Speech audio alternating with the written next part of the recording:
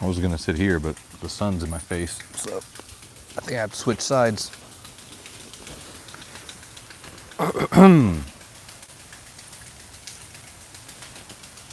Sun should be on my back now, I think. We'll see. All right. So, back in Pingdong. Another location says Kaohsiung Farm. That's what this place is called. But we are technically in Pingdong, not in Kaohsiung. I decided to break out my old film camera.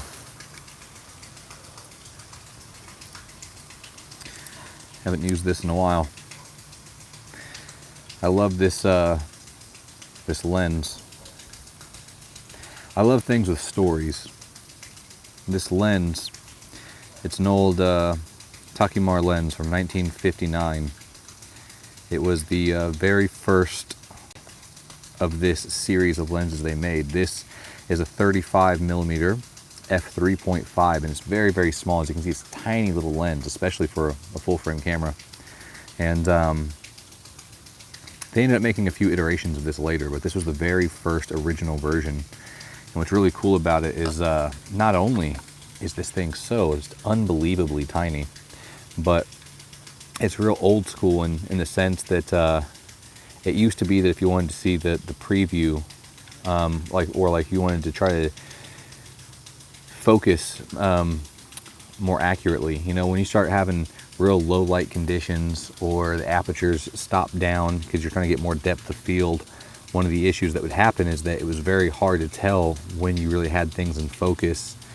So there was this cool little button, this little lever right here on the lens, and what it does is when you are actually trying to focus and make sure that everything's where it needs to be, whether it's because your aperture's stopped down, you know, and it's bright out and you're trying to tighten it up or whatever it is, or maybe it's a little bit lower light, you would hit this and it would completely open the aperture while you had this down, so you could nail your focus and get a little idea of your kind of depth of field, and then you'd let go and it'd go back to the normal aperture. So I'll give you an example.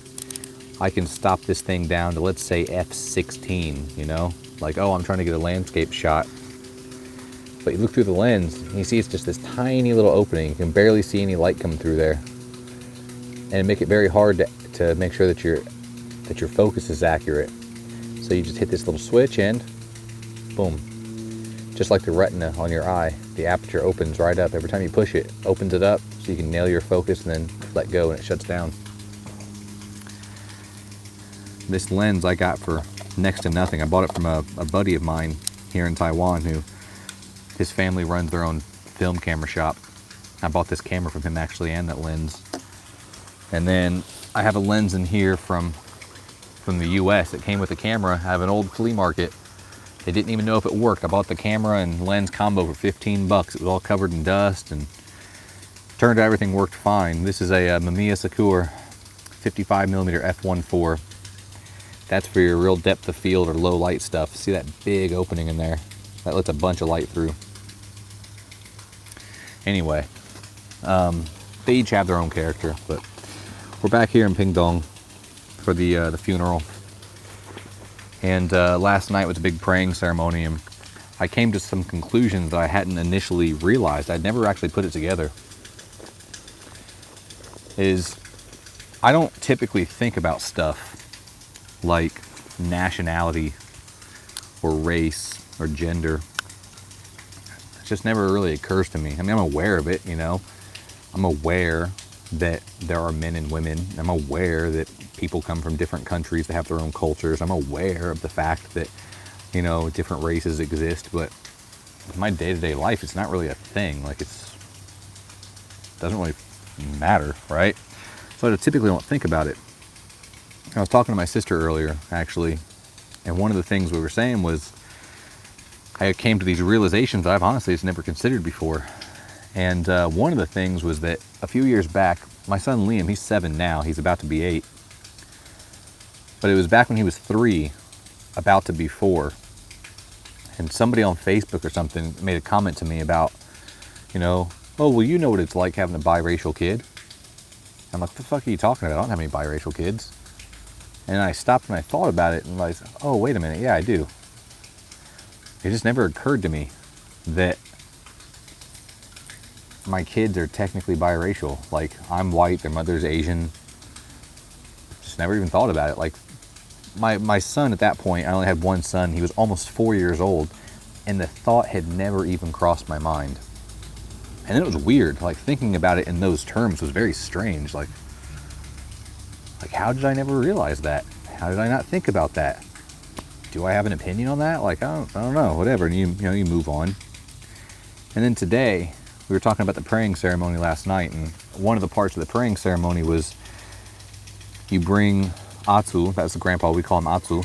We bring Atu's shrine out to the front of the property, and they have the traditional coins. There's 2 coins. And as they try to talk to him and ask him questions, after this praying ceremony, they toss the coins on the ground. And if you have 2 of the same face, 2 heads or 2 tails, then he's basically, Atu is saying no. Because they believe he can influence the way the coins land. And if you have heads and a tails, it means yes. So first it was Atu's son, which is my wife's father. He was asking Atu, are you here with us? And the answer was yes. And to them, they believe that one answer isn't enough, right? You have to have like 3 yeses, for example, in a row for it to really count for anything.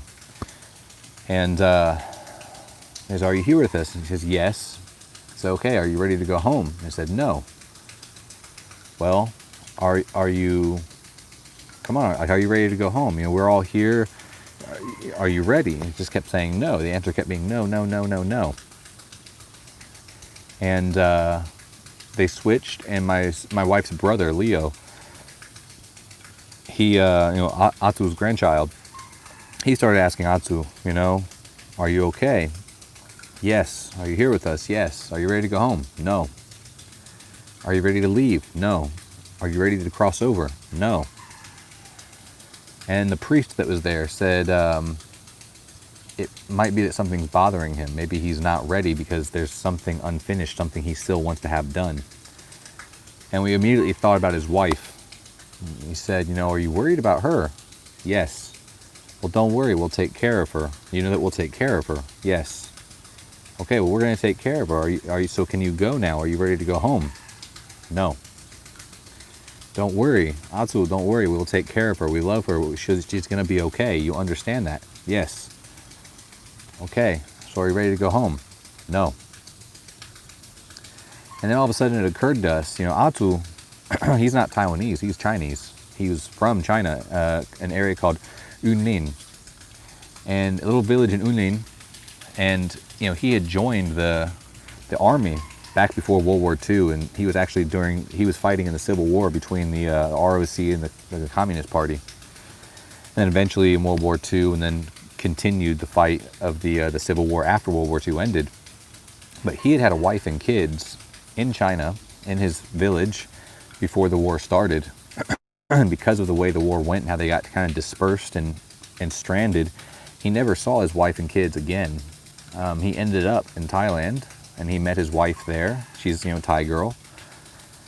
And started a family, a new family. And that's where my wife's father was from. He was born there in Thailand. And then eventually, the ROC, having established themselves here in Taiwan, they called for people to come, reunite here in Taiwan. So he brought his family, from Thailand to Taiwan. But his whole life, he always talked about wanting to go back home. He always talked about wanting to go back to his village in Yunlin. And it was always a thing on his mind. And in these last few years, he's had dementia and he's been kind of breaking down, but he always remembered his village and always wanted to go home and always talked about it. And it got to a point where in the last, couple of years, he didn't remember who his kids were. He remembered his wife, he brought from Thailand, and he remembered his home. But he was a bit confused. He didn't really remember Thailand itself. He just knows that this is his wife and that was his home. And they had to start locking the gate that surrounds the property because he kept trying to leave. And he would try to escape and run away. And he was always grabbing his wife and trying to bring his wife to also run away. And he was always saying to her, come on, we have to go home. And she would have to remind him, she's like, I don't have a home in China. That's not where I'm from. I have no home there. This is our home in Taiwan. This is where we've made our life. But he always just wanted to go home. And it was about 2 years ago, even though, again, he'd kind of forgotten a lot of people, we said, we want to take you home, back to your village to visit. And he was so happy, he was so overcome with emotion that he started to cry. He was so happy he was finally going to go home. And unfortunately, his health went south and the dementia was getting worse, and he didn't end up being able to make the trip. And obviously very upsetting to him. But up until he lost his ability to really speak or say anything, he was always talking about when to go home. So during this praying ceremony last night, he kept on saying he's not ready to go, not ready to go. Finally, it occurred to somebody to ask him about China. And they asked, are you wanting to go back to China? Are you trying to get back to Yunlin? Yes. Is that what this is about? You want to go back to China? Yes. You want to go back to your village? Yes. Is that why you're not crossing over? Because you want to make sure you're going back to your home? Yes. And then Leo said, because Leo was asking him these things, say, Adu, if I take, after this process is over, if I take your ashes back to China, will that be okay? Is that what you want? Yes. So if I promise to take your ashes back to your village and spread them, will you be ready to go? Will you be ready to cross over, go home? Yes. And at that point, as long as we were talking about China and taking him back to his village, all we had was just yes answers straight in a row, like 8 or 10 of them in a row. Yes, yes, yes, yes, yes. So then we were discussing the logistics of that today of, on Monday after we take him and have him cremated, taking the ashes back to his village, his original village in China. The problem is that because of the traditions here, they pray to the ancestors, they talk to them, they offer them the paper money and they offer them food, and they try to take care of them and make sure that they are still taken care of every year in their afterlife, in their paradise. But that means they have to be here so that we can talk to them and offer them things and pray for them. And one of the reasons why they're upset about it is because Abdul doesn't have any family back in China. They're all long gone. So we can't just take him back to China, because then we can't take care of him. We can't watch after him here. So what they're discussing doing is taking maybe half of his ashes back to his village in China and sprinkling them and spreading them and dispersing them, so part of him is there back home finally, and then leaving the other half here with family so we can take care of him, make sure that he's maintained and he's happy. But as I was talking about that with my sister back home, and I was telling the story and realizing that, wow, he was a foreigner, And what I mean by that is, like, I'm a foreigner in Taiwan. I'm the foreigner. And although sometimes it comes up, or sometimes it is a topic of conversation, most of the time I don't think about it. And I actually completely forget about it. Like, in my day-to-day life, it never even occurs to me that I'm different than these people. I'm always aware of the fact that they speak a different language than me. Chinese is not my native tongue, and I don't really speak any Taiwanese at all. But other than that, other than the language barrier, I never think about the fact that, I'm not Taiwanese, or they're not Americans, or where we're at. It's just, to me, it's more intimate. It's the day-to-day interactions. I don't think about the stuff like the country that we're in or where we're from. I don't think of myself as a foreigner in most cases. And it never occurred to me that, Atsu is technically a foreigner. This was not his home. He had memories of a home, of a place that he came from before Taiwan. And then I made the connection that, wow, his wife, Ellie's grandmother, she's also the foreigner. She was from Thailand. She has memories of a home and a life before Taiwan. And then I thought about it and realized, even Ellie's dad, his father was Chinese, his mother was Thai, he was born in Thailand. He's technically a foreigner. And he has memories of a place before Taiwan. And then lower in the family, we have me. I'm a foreigner. I have memories of a home and a life before Taiwan. And even my son, Liam, he was born in America, he's a foreigner. And it just never occurred to me that like so many of us in this family, this Taiwanese family here in Taiwan, we're like outsiders, we have memories of a home other than this one, and I don't know. It's interesting how some things are there in front of you every day, and it just never occurs to you. And this can be with anything in life, but it's amazing how even in times where the differences between people might be more obvious, what really is always under the surface and is always there are all the amazing similarities with people and stories and families. We all want the same things, basically, for the most part. We all want to be happy. We all want to feel like we have a purpose in life. We all want to feel like we matter. We all want to feel like we put our best foot forward, and we made the most of what we had, and we did the best that we could, and that the impressions we left on the people around us were positive ones, and that transcends any of the other stuff. It doesn't matter what religion you are. It doesn't matter what era you come from, how old you are. It doesn't matter what country you come from. It doesn't matter what kind of foods you like or don't like. It doesn't matter the kind of music, Unfortunately, humans, we are a very tribal species, it's kind of ingrained in our subconscious that we have a tendency to very easily segregate ourselves, very easily think about an us versus them mentality. We very easily think about differences.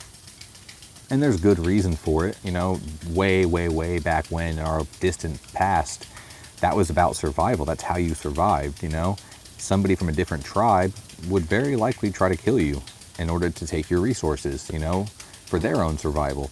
So you had to be able to identify people who were different, identify people from the different tribe. You had to be able to do these things and identify these differences. Even if it was something simple like, back before people understood things like germs, bacteria, viruses, things like that, what they did know was the very simple idea of every time I eat this, it makes me sick. So I need to be able to identify this thing. This brings me pain and discomfort, so I'm going to avoid this. And that branches out into how they deal with people, If they always, if one tribe of people keeps having negative experiences with a very specific other tribe, then unfortunately they lose sight of the idea that tribe is made up of people and individuals, and that they're actually the same, very similar. Instead they think like, oh, that tribe, that's negative, that tribe is bad, that tribe will try to hurt me, will try to hurt my family. So in order to look after our best interest and keep ourselves safe, we have to avoid that tribe. And unfortunately that's still with us, to a point where, in Europe, for example, it makes more sense that people can separate themselves, at least historically, Even though everything's so close together, it's amazing how different each place is in Europe, I mean, geographically, you don't have to travel very far, and the architecture changes, the language changes, the types of food they enjoy change, the clothing style, the way they approach education, especially, again, you go back through history. And there's so many of those very, very, very distinct and different places so close together. So it was very easy to see that even people very close to you are very different. They're different. They're somebody else, And unfortunately, that's the start of a lot of wars, Those people are bad. They're not as good as us, or they're a threat to us, and we have to go to war with them. But in modern era, the world really is like a global community, you know? And unfortunately, I find a lot of people, they're looking for a way to distinguish themselves from everyone else, and they're looking for a way to segregate themselves. And I understand what's happening, but I don't understand why they're doing it intentionally. You know, like, I'll see people, you know, two people who are the same age, from the same town, went to the same school, like all the same foods, like all the same movies, have the same interests, the same hobbies. Like, they are so similar. But that guy likes rap, and that guy likes punk rock. So then that's what they hone in on. That's what they care about. The fact that his music is trash. His music is trash. And then they'll like find a way to debate and argue over that.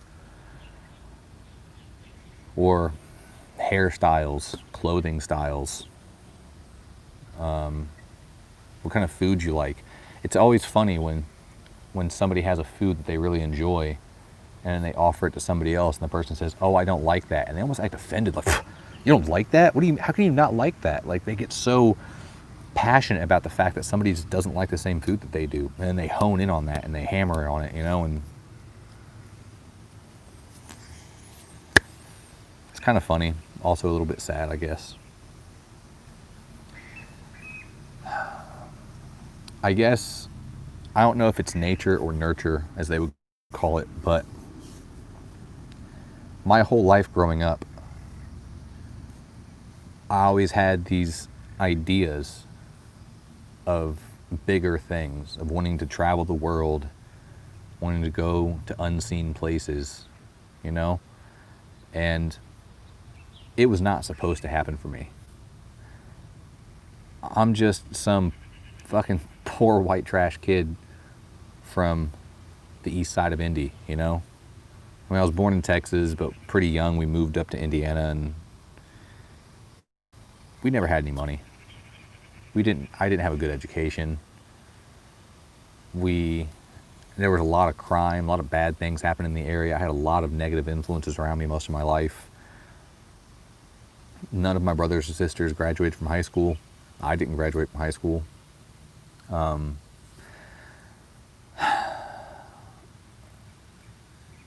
Everything about my life, my early life, and kind of the direction I was going told me that I wasn't good enough to be the guy on TV. I'm not good enough to have the high-paying job. I don't have the right stuff. I don't come from the right place, you know? I don't know the right people. And even something as simple as like sports, you know, my dad never played sports, so he never taught me how to play sports. I never even watched sports. To this day, I now know like the basic concept behind things like football and basketball, but I don't know all the rules. I don't know all the nuances of the game, you know, and I don't really care. So I didn't even have anything like that. I couldn't even say, well, I'm going to be the best football player. I never played football. You know, I tried 1 year and I was bad at it and quit the team, you know, and like it really seemed like I don't play any instruments. I didn't speak any other languages. I wasn't good at sports. I didn't have a great education. I didn't know anybody. I didn't have any money. Like, how am I going to break out of this? How am I going to get somewhere else? You know, how am I going to make something of my life? But for some reason, I just always had this drive inside of me that I'm going to be somebody, and I'm going to go somewhere, and I'm going to do something with my life, or I'm going to die trying. And I know that sounds cliche because everyone says that, like, I'll die trying. I'll die before I give up. And they don't mean it. They're just trying to emphasize that they're going to try really hard. But I really meant it. I've had a lot of near-death experiences that were because of me. It was my own doing. I put myself in these positions where I nearly got myself killed. And it was because I wanted something more. And to me, this idea of more, I actually never cared about money. I never fantasized about being rich. It was the total opposite. I could give a shit less about having a big house or nice cars. I never cared about that. It never appealed to me. I loved the idea of these intimate interactions. I loved the idea of the old photojournalist with a camera, you know, and a duffel bag. They just made their way around the world, over the mountains and through the valleys, into the little towns and villages, to places nobody had ever seen, you know, and hearing stories that had never been told before, and learning about amazing unknown customs, and trying new crazy foods, and seeing these beautiful clothing. To me, it was all the differences in the world is what made it beautiful. Since before I can remember, I loved this concept that people are different everywhere, that people are not the same, and I loved it. That's, to me, what made it so beautiful and so fascinating. I love the fact that the clothing style is so wildly different from place to place. I love the fact the food is different, the traditional music, the customs and courtesies, the social dynamics of people, the artwork, the stories, everything was just so beautiful to me. And that's like the spice of life. That's what gives life its flavor. So I could never personally identify with or understand people who saw even the most subtle differences and picked them out as a reason to not like that guy. You know, like I never understood it. But I digress. I don't know how I even started talking about that. I guess it's just these types of things are on my mind from time to time, and I really don't like discussing religion or politics for very obvious reasons. You're not supposed to discuss those things for obvious reasons. And I really avoid discussing that type of stuff on my channel because I don't want people to think that my channel is about one thing or another. I support one thing or another. Though what's funny is, again, people are always looking for a way to distinguish themselves. People are always looking for a way to segregate themselves and point out somebody who's different. Like, whether they realize it or not, they're always looking for the differences, and they're always looking for the enemy. And what's funny about that is, even though I've never discussed politics or religion or anything really on my channel, as far as like my personal beliefs go, I've been accused of everything.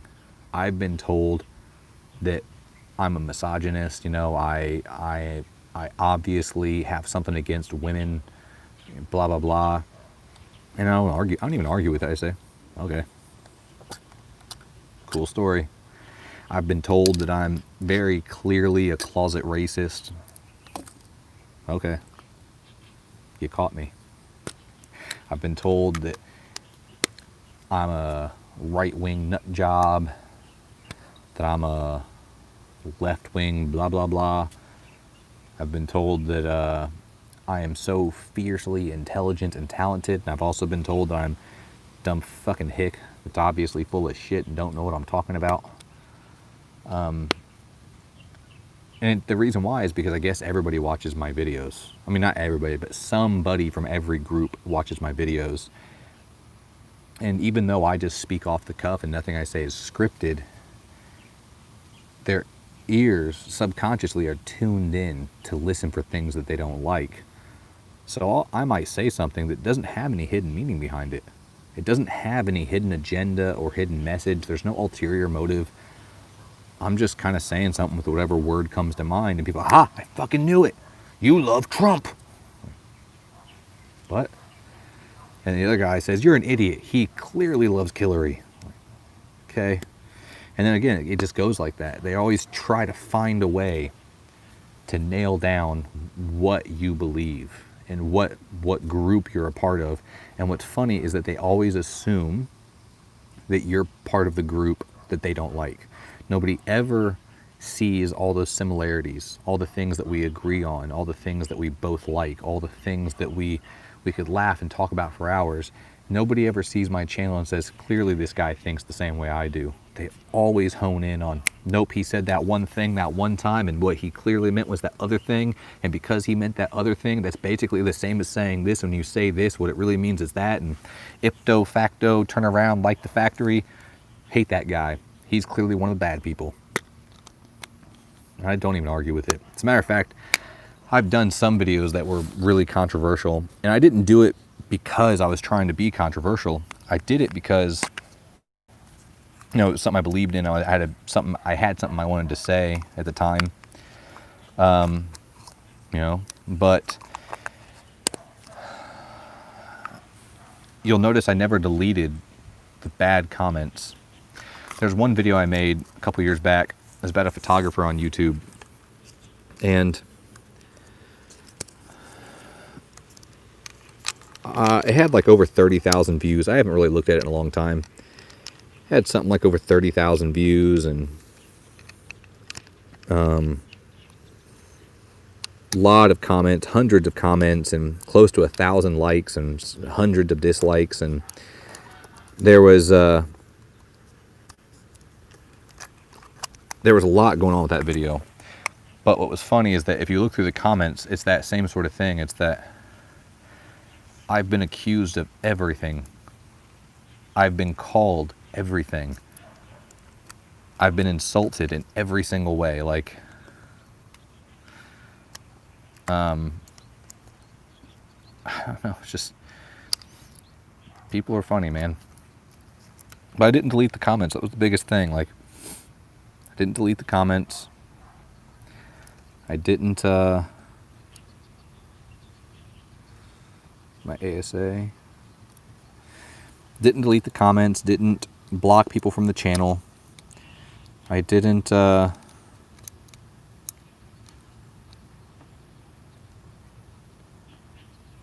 didn't do any of that. Just let it be, you know? I don't know. I don't even know what I'm saying. I'm just kind of rambling right now. I'm messing with my film camera and probably messing some things up because I'm not paying close enough attention and blah, blah, blah.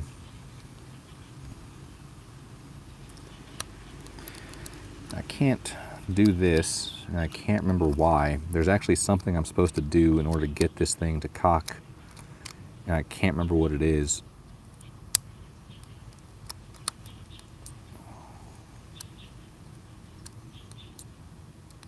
Yeah, I have no idea what I'm doing. I'm going to mess with this later. I'm actually paying attention. But anyway. I think a lot of this film is expired. That's part of the beauty of it. I'm probably going to say the wrong word or misquote it, but that was one of the things I always loved about Japanese culture. Don't get me wrong. I'm not one of these guys who thinks I'm secretly a samurai, you know. However, there are some amazing things from every culture, as I was just saying. Everybody has something amazing to offer and beautiful to give the world. And I always really appreciated and loved the Japanese perspective on like a beauty and imperfection, you know. You know, if they break a teacup, they'll put it back together, but they'll use gold flaked paint to highlight the cracks, to highlight the imperfections, and that's part of what brings it beauty. A lot of the traditional wood construction, they wouldn't reshape the wood. They would actually, the construction in a lot of these certain buildings they would make would be modified around the natural shape of the wood. It's part of what gave the building beauty, you know?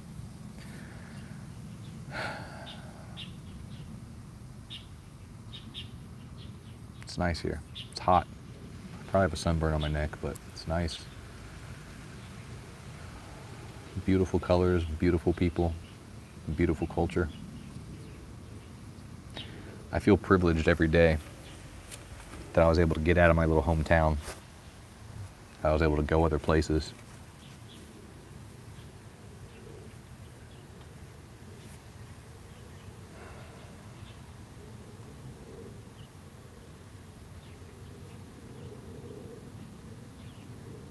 I should probably shut this off. You guys don't want to watch a video where I'm just sitting here observing the places around me.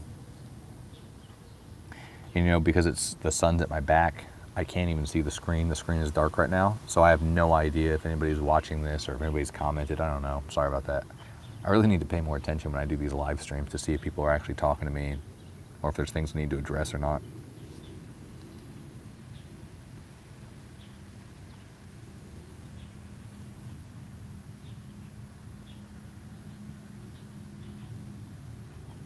There was something I posted to my my Instagram today, one of my stories, and I was basically saying, you know,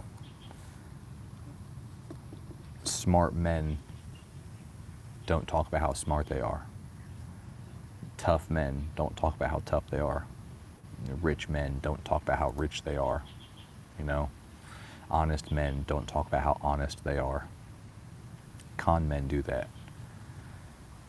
And I say that's the one thing that I always get hung up on when it comes to human nature and human interaction and societies and cultures and things like that, is it seems like no matter what era we live in, you know, what time in history that we're in, doesn't matter what country we go to or what language is being spoken or what the economic situation is of that place or what the education level is of people, one thing that seems to be universally true is there are always con men. There are always people who are charlatans, who are trying to take advantage of other people, take advantage of their naivety, take advantage of their ignorance, take advantage of their fears or the things that they're self-conscious about, you know, take advantage of their love for their family. I read a lot about, you know, history because I love history. But a lot of those things, you know, you read about various wars, like big wars down to little small minor battles. You read about religious movements. You read about political movements. You read about like actual cults, you know, like suicide cults and things like that. You read about influencers, like actual influencers, whether it was like traditionally artists or musicians or whatever else. And I would say the most heartbreaking thing about that, other than, you know, because there's so much good you can read, there's so much beauty and interest in it, but the thing there's always like the sour and the sweet. There's like a bittersweet, you know, the bitterness of that. The sad part is that you're always made aware that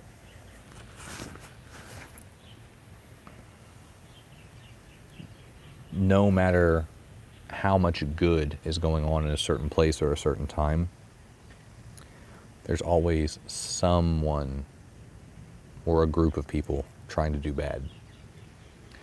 No matter how prosperous a society becomes,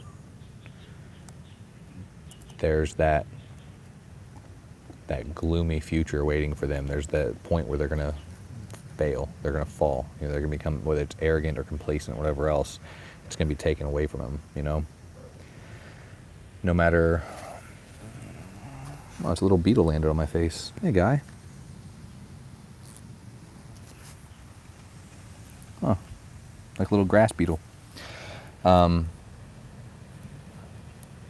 don't know. I guess what I'm saying is, like, that's a common trend across all things, you know?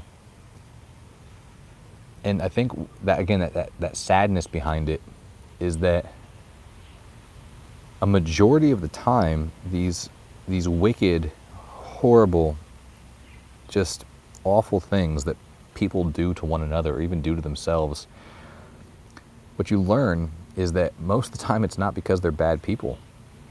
It's not because they're evil or wicked or terrible. It's not because they have malicious intent. What's amazing is that it's the opposite. Most of the time, the worst things that have ever been done have been done with good intentions. It's where somebody has become convinced that this is actually for a greater good. You know, this is actually a positive thing. It's being done for the right reasons. And sure, there are some people who are just wicked, evil people. They have bad intentions. They are malicious. They're trying to have something bad happen. But the way that they get their followers, the way that they convince others, isn't by convincing others to be just as evil or ill-intended as they are.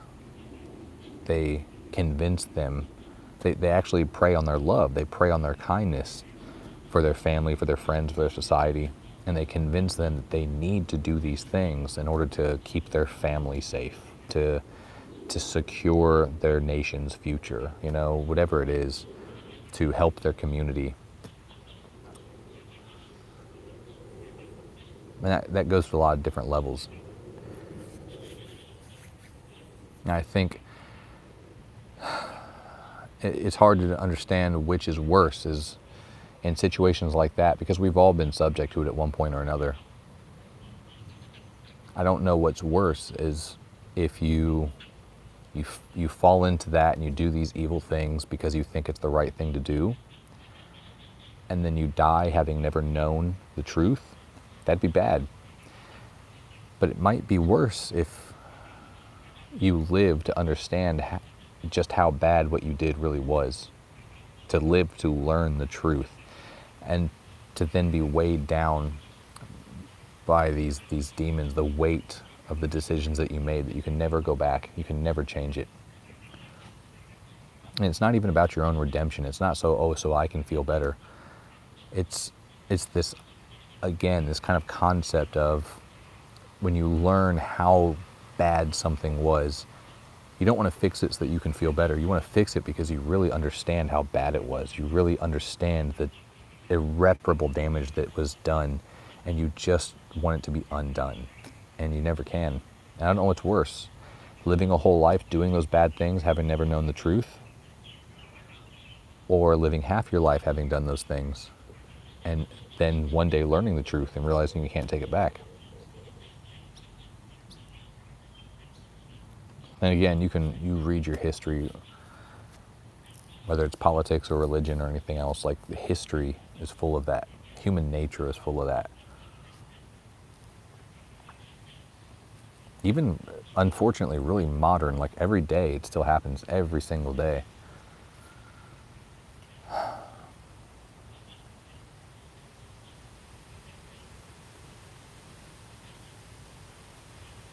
But then as I sit here, I can hear the wind blowing through the trees. And I take a breath, and I just sit, and I think.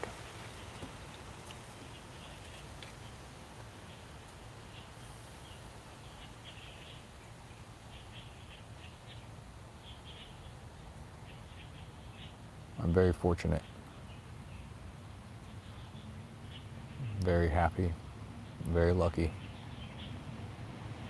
I have a wonderful wife, beautiful, brilliant children, amazing friends. And somehow, against all odds, despite my humble beginnings, I am sitting in a little opening at a handmade stone table on a beautiful little island in Southeast Asia, with the sun to my back, the wind in my hair, and I'm speaking to people across the globe who are actually watching and listening, and for some reason care what I have to say.